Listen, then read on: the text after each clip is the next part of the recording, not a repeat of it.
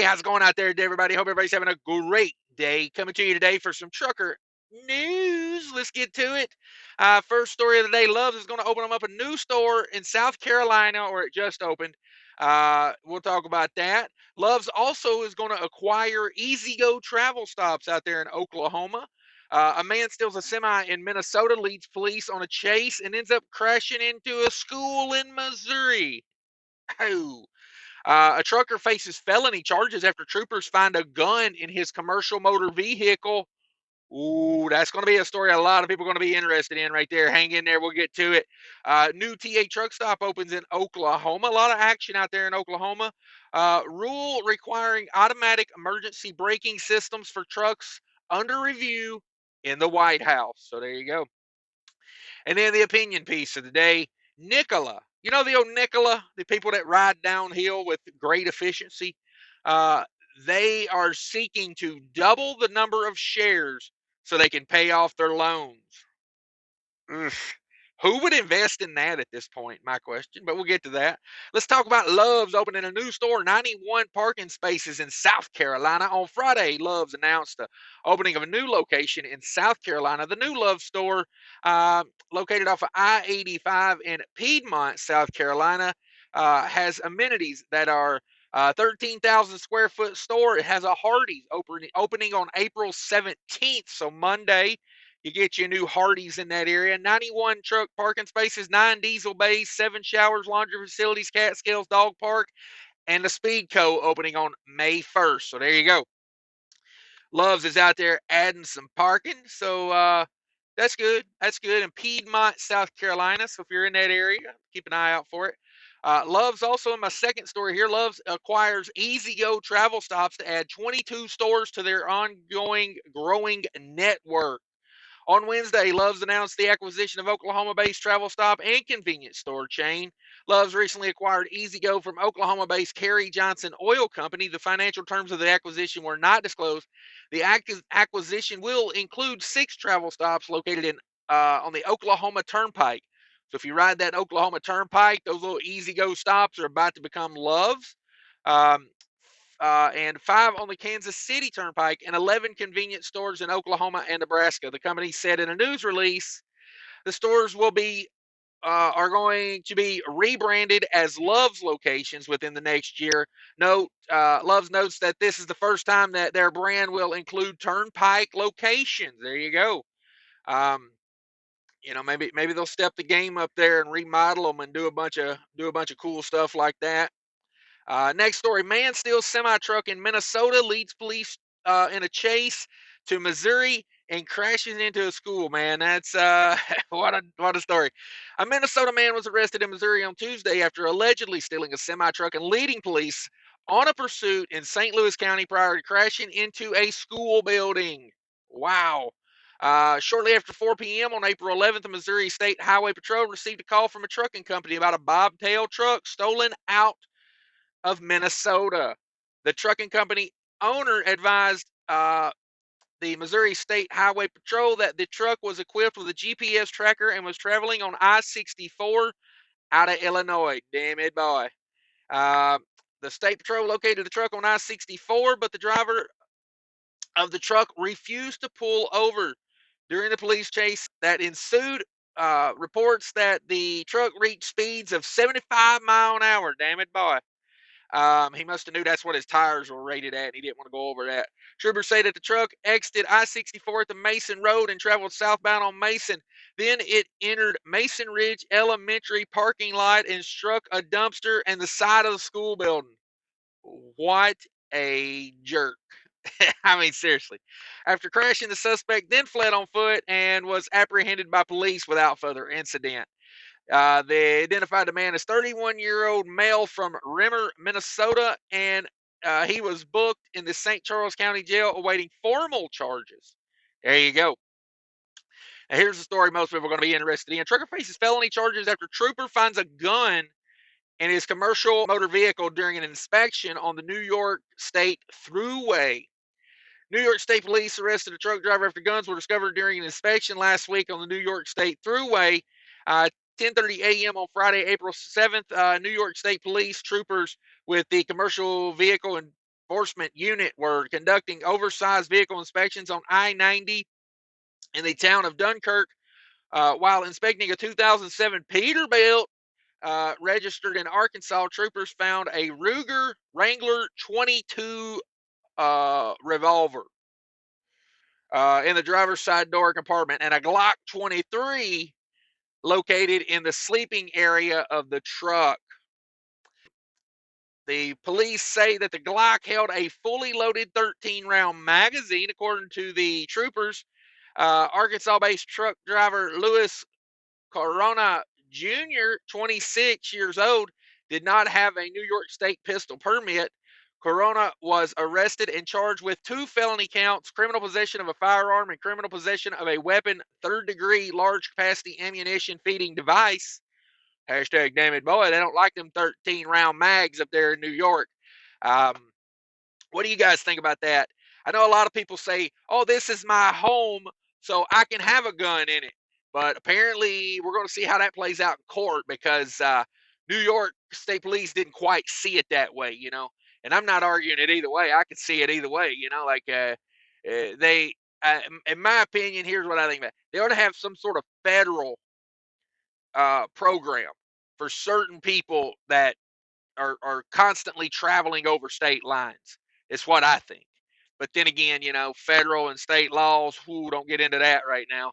Don't even get me started on that. But I think you should have an option to go take training and, you know, learn like a formal procedure. And then if you pass everything, you pass all the background checks. I don't know. I don't know. But, you know, that's a story for another day, I guess. So let's get to this next story. New TA truck stop opens in Oklahoma. Ooh, look at here, TA Express. Got them a TA Express. On Monday, Travel Centers of America announced a new truck stop is open for business in Tonkawa, Oklahoma. I think I'm saying that right. The Tonkawa location is a TA Express store located off of I-35 at exit 214. It will have 35 truck parking spots, a Baskin Robbins, a Dunkin's, and a Hot Stuff. Truckers just getting fatter and fatter. You know what I mean? A Baskin Robbins, a Dunkin's, and a Hot Stuff. Hot Stuff is pizza, from what I think, or what I'm thinking is right. So you go in there and get you some pizza, and then get you a donut, and then make it a la mode and get a scoop of ice cream put on top of it. It'll have 5 showers, 5 diesel pumps, a driver's lounge, cat scales, laundry facilities, game room, and a pet area. For the best snacks and drinks, top-notch amenities, and friendly staff, I'm calling it, TA. You can't blow this smoke up my ass. It says top-notch amenities, debatable. Friendly staff, 100% lies. That's lies. You won't find a better place to rest on the road than TA says. Well, that's their opinion, because I don't know. Try to go in a TA and be nice to the lady behind the counter, or the girl behind the counter, or the dude behind the counter, and they will stomp on your emotions. I promise. I had a girl the other day. Where the hell was I at? Jackson, Mississippi, at a Petro. Literally went in there to get a receipt and stood there while the girl was watching TikToks or YouTube or whatever. She wasn't watching my channel. If that she was, we'd have been cool. And she literally like looked up, saw me, went back to watching what she was doing, and I was like just standing there at the register, you know. And I thought about standing there for as long as I could just to see how long it took her. And I was like, finally, I was like, I hate to interrupt you, but can I get a receipt today, please? So I, I I'm about to the point to where I'm not even nice to him anymore.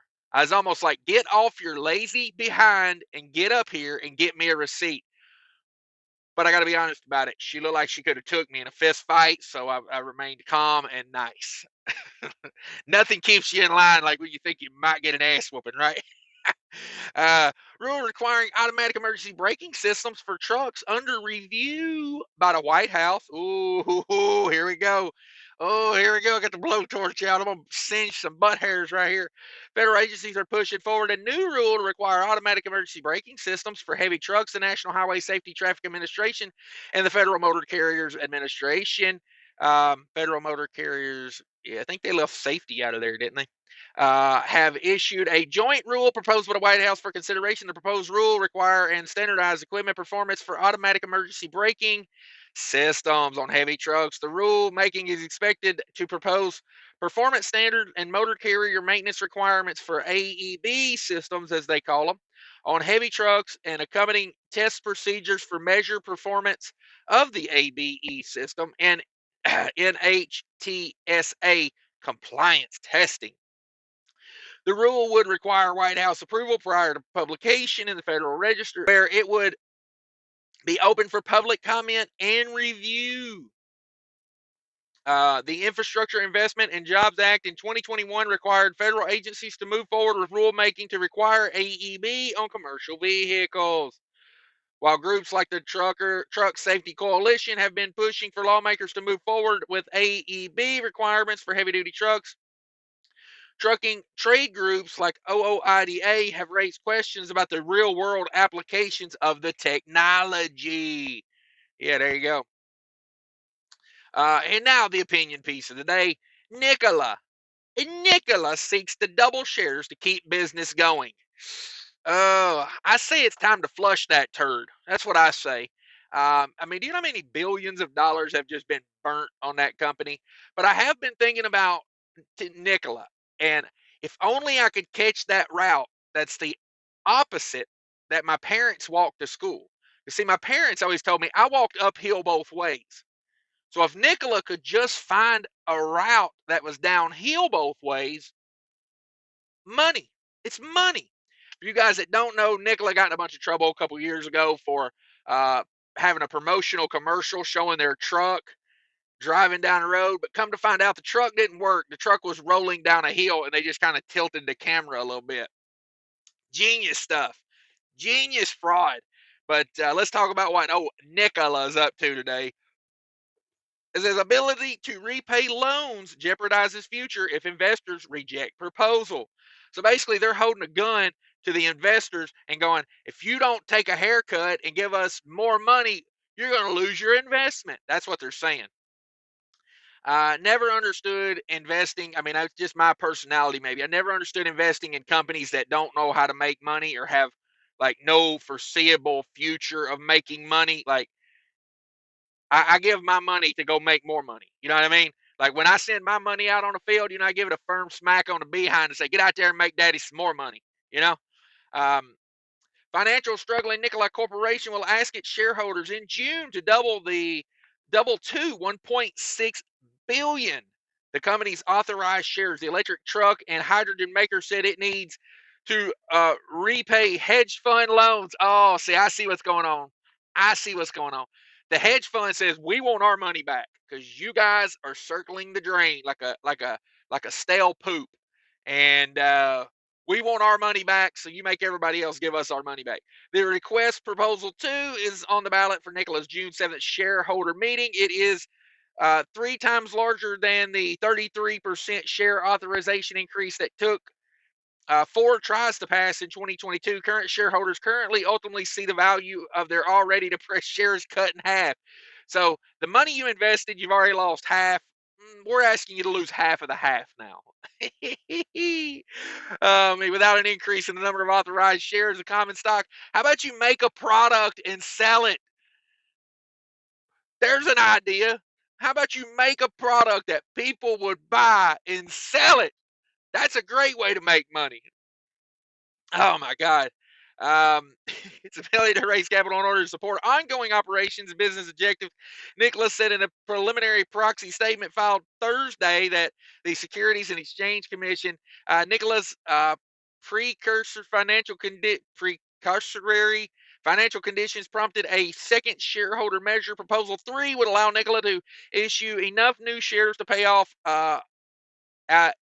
Antera Capital, the hedge fund, loaned the company $200 million just last year. They said, we want our $200 million back because you guys ain't looking so good. You're looking a little pale, and you're slurring your speech. We don't think you're going to make it. Looks like you're bleeding out. But that's funny because all of the CEOs or all the like C-suite executives I guarantee they're still making millions and millions of dollars and getting bonuses. And now I don't guarantee that, but I would say that's likely. Um, Antera also purchased about 75 million of the 100 million dollar public stock offering in Nikola earlier this month. Holy crap! Like they are burning money.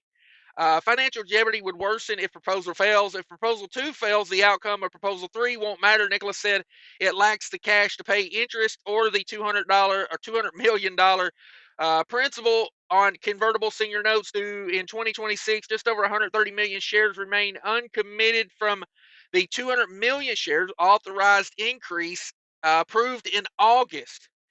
Oh my God.